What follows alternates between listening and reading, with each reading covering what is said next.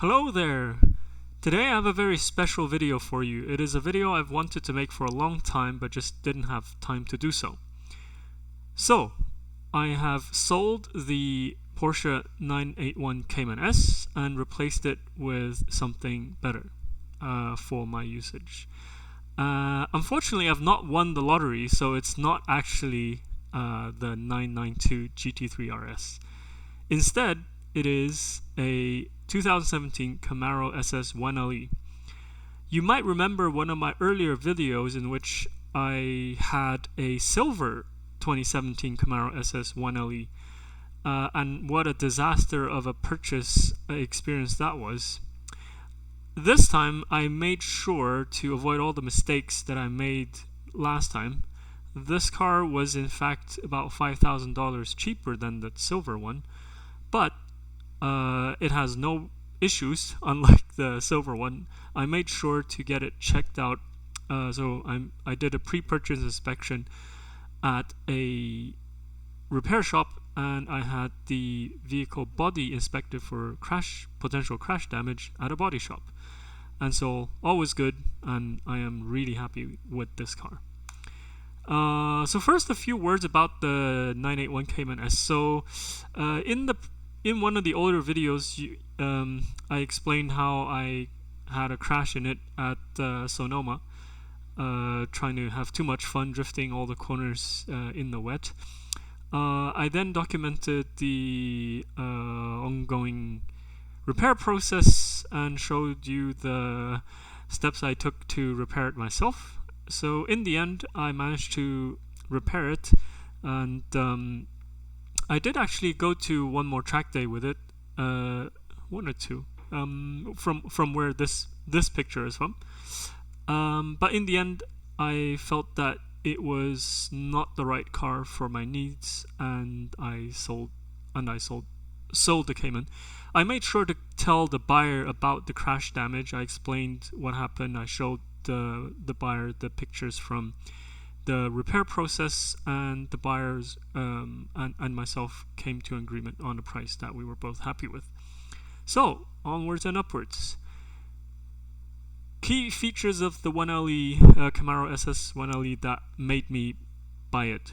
So, most important, it had rear seats for kids.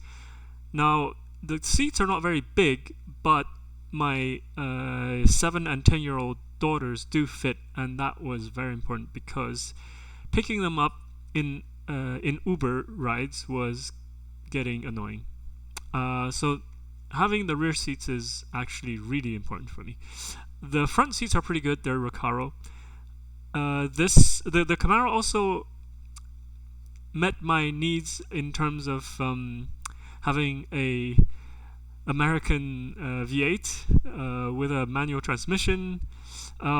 Specific to the 1LE, it's really track focused, so it's got stiffer springs and stabilizer bars. It has magnetic ride dampers, which allow a tolerable comfort level when you're on the road.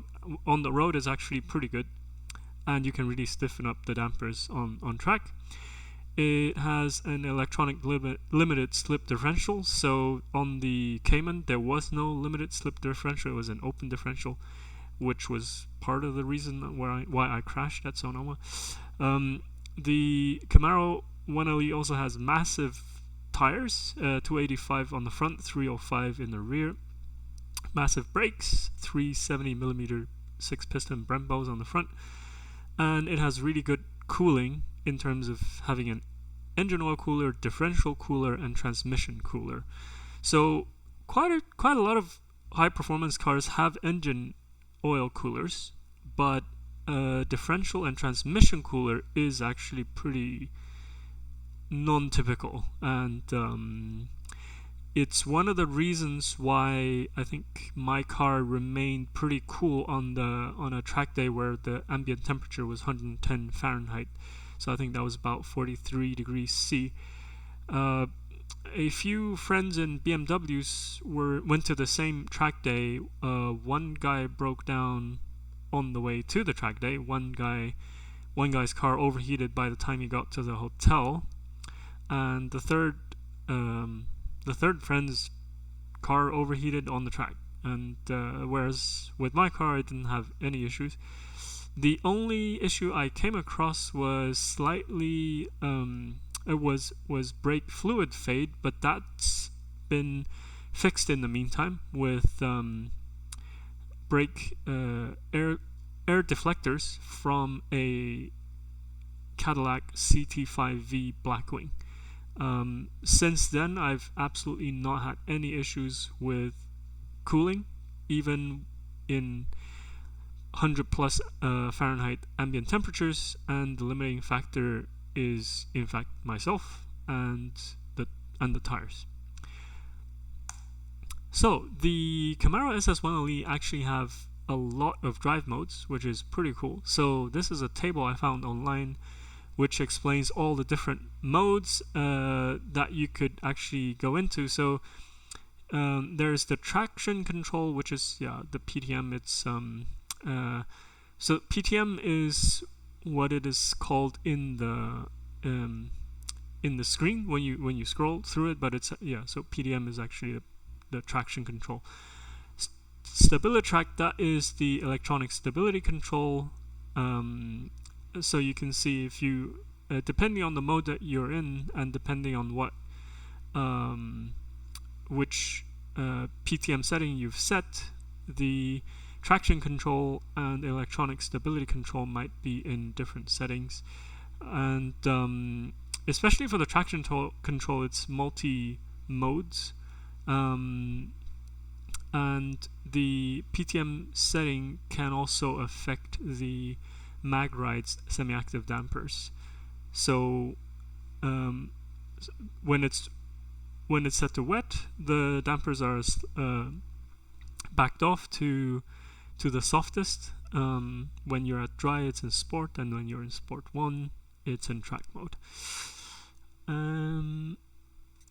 Oh, okay. So there's a race. I didn't even know that. So it seems like there's if you put PTM to race, there's even a track mode for the Magneride setting. Okay, I gotta try that next time I'm on track. So the Magneride dampers. So in the center console, there's this mode button. If you scroll through that, you're scrolling through Tour, Sport, Track, Snow and Ice, and that is then changing the amount. Well, the damper setting. So being a semi-active damper, the Magneride damper can change the amount of damping it provides very quickly. But if you were to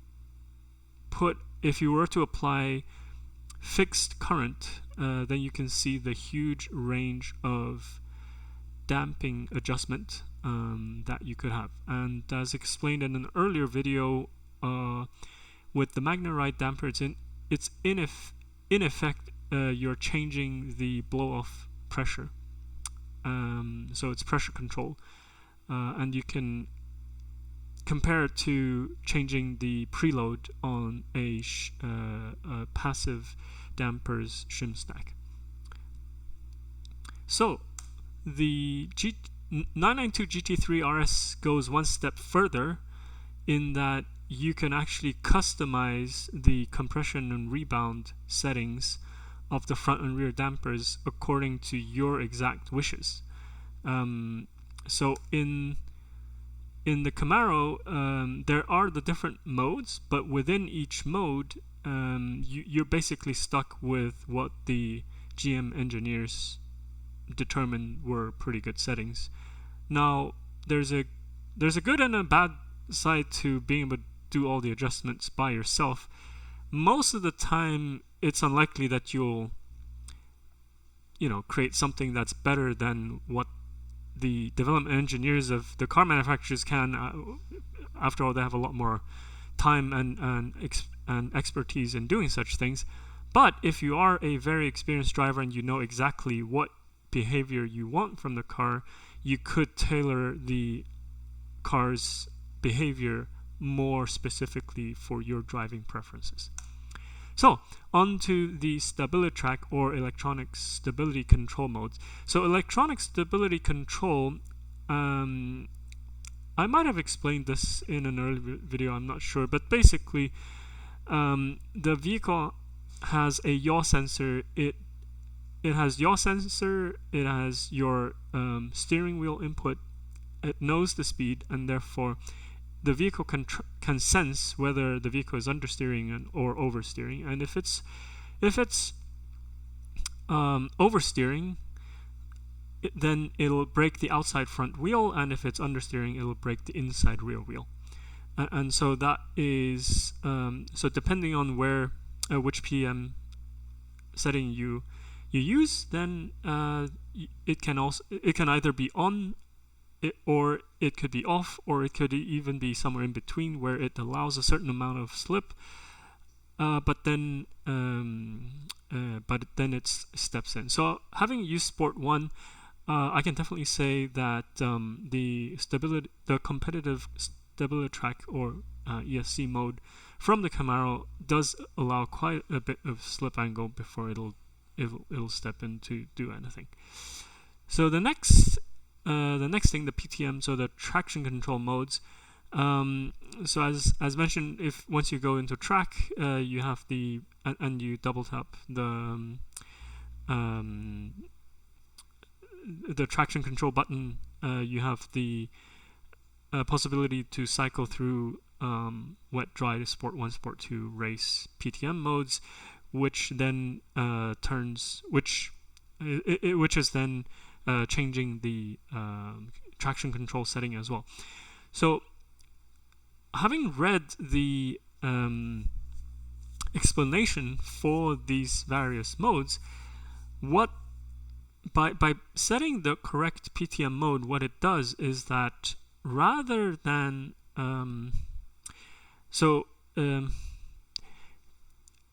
what you're doing with by setting the right mode is telling the traction control the amount of grip that is available. So if you didn't do this, and the traction control didn't know what kind of surface you were on, then the traction control basically has to go over the peak of the tire grip, figure out that it is starting to slip, and then rein in the power again to bring you back to the peak of the traction. But while it's doing that, while it's hunting around, you're kind of losing forward traction.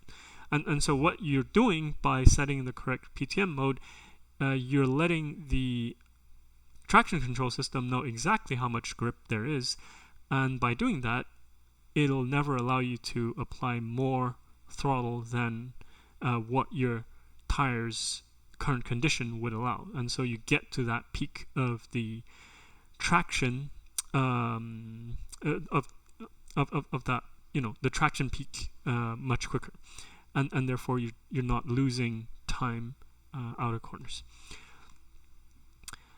Finally, the electronic limited slip differential. So that's also a cool feature. I think in an earlier video I explained how differentials work, how limited slip differentials work. The electronic limited slip differential allows you to have basically infinite variable locking of your differential. So on here, in this plot, you can see with an open diff, then the amount of torque that you're applying to both left and right wheels is always the same. But if you have a spool or a 100% locked differential, so welded, then it is possible to apply 100% torque to just one of the two wheels. And by varying the amount of pressure you apply to these clutch plates, you are in fact able to vary the behavior between an open diff and a spool, depending on how much pressure is applied. So as you can imagine, depending on how the engineers program the locking and unlocking behavior, you can change the vehicle behavior quite a bit. And in fact, for the Camaro, there are different types of e-LSD tunes available, say for drag strip or autocross. And what those tunes do is basically change how the e-LSD's clutch plates are being engaged and disengaged. So I didn't change. So on mine, I left it stock, and during the track day that I did, it was very noticeable how it disengages and engages. It's reasonably natural, I would say. But where it's especially noticeable is, let's say, on Thunder Hill 5-mile layout, there's a 90-degree left-hand corner. When I'm turning in, I'm still off. I'm off the throttle. Turn in, I can feel the vehicle wants to oversteer. The minute I apply some throttle, I can feel the e-LSD lock up, and very quickly the oversteer is killed. And so it took me a few laps to get used to it. But then once I noticed that is how it behaves, I could then get on the throttle earlier, lock up the rear to kill any oversteer, and then power through the left-hander. So once again, let's see how. So the 992 GT3 RS takes it a step further. So with the GT3 RS, as you can see, it's got what's called PTV Plus. That is the Porsche electronic limited slip differential. With the PTV Plus, what you can see is the coast and the power settings. So this is the amount of lock that you have, either coasting or power. So coast is when you're off the power, turning into a corner, as I mentioned. So for example, in the Camaro's case, it was totally open. So you have more or less an open diff, which is good for the turn in. But then the advantage with the GT3 RS is if you feel like you're having too much oversteer when you're off the power, you can quite easily play with that using this PTV Plus dial. And the power adjustment is when you get back on the power. So if you sorry, let me step back a bit. So the coast is what is on this side, the overrun torque. So on the left, on this side, the driving is on the upper right. Anyway, so in my case, for example, I feel like the on the coast I've got too much oversteer, and on the power I have too much understeer. So by adjusting these dials with a GT3 RS, you could adjust that behavior to be exactly as you like, rather than what is currently programmed into the e-LSD. And the same with the electronic stability control and traction control. With the 992 GT3 RS, you have the ability to tailor each one of those exactly to how you like. But interestingly, you can see the ESC is also 3 stages, similarly to the Camaro Stabilitrak, where you have on, competitive, and off. But I'm guessing maybe the GT3 RS has three stages and then an off. And then the traction control, so it looks like it's got 1, 2, 3, 4, 5, 6, 7, 8. 8 stages rather than the Camaro's 1, 2, 3, 4, 5, but or 4. But I think the fact that you could play with each independently, just adds more flexibility. And of course, there's one other thing that we didn't even talk about, which is the fact that on the GT3 RS you also have the adjustable aero. So there's actually some news about the GT2 RS where there's even more adjustability. But yeah, let's handle that in the next video. Hope this video was interesting and informative. Let me know what you think, whether you have any interesting thoughts on what I covered in this video, and till next time.